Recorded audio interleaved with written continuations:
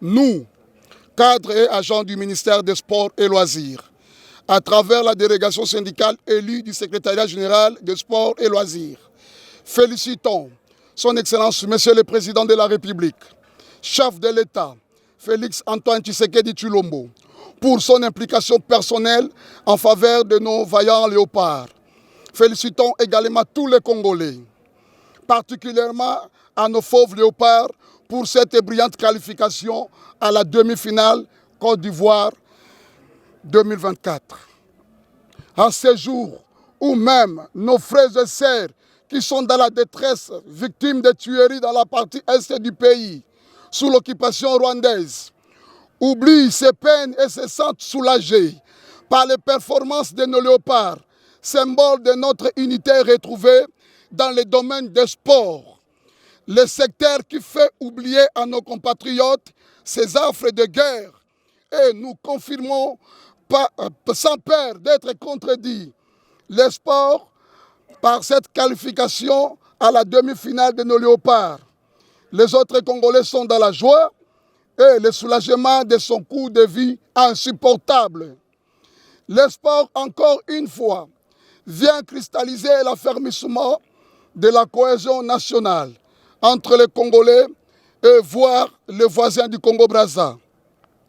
Malheureusement, l'administration des sports et loisirs et son personnel qui prépare tout par l'entremise de la direction des activités physiques et sportives sont totalement oubliés, négligés, sans aucune considération, qui se traduit par 1.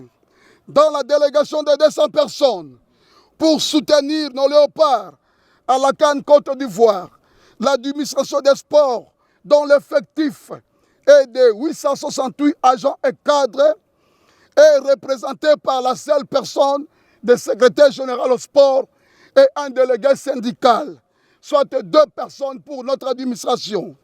2.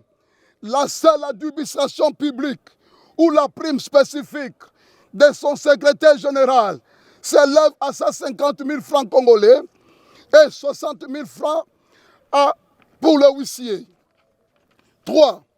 Pendant plus de 5 ans, l'administration des sports n'a reçu aucun frais de fonctionnement de service en dépit des plans fantaisistes octroyés à répétition. 4. De l'autre côté, le ministre des Finances vient arracher de force par le truchement de la loi des finances 2024 des actes générateurs de recettes très importants de la direction des loisirs. Nous citons l'enregistrement des établissements de loterie et des jeux de hasard et la taxe ad valorem en violation de l'ordonnance loi numéro 18/003 du 13 mars 2018 fixant la nomenclature des actes générateurs de recettes administratives, judiciaires, domaniales et de participation, ainsi que leurs modalités de perception. 5.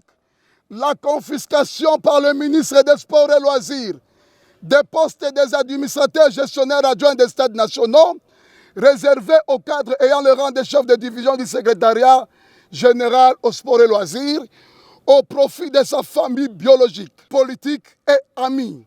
Nous mettons en garde toute tentative qui viserait à céder ou à détourner par qui que ce soit les charrois automobiles et bâtiments du secrétariat général des sports et loisirs rénovés à l'occasion des 9e Jeux de la francophonie, car nous considérons pour nous comme un legs au profit de l'administration des sports.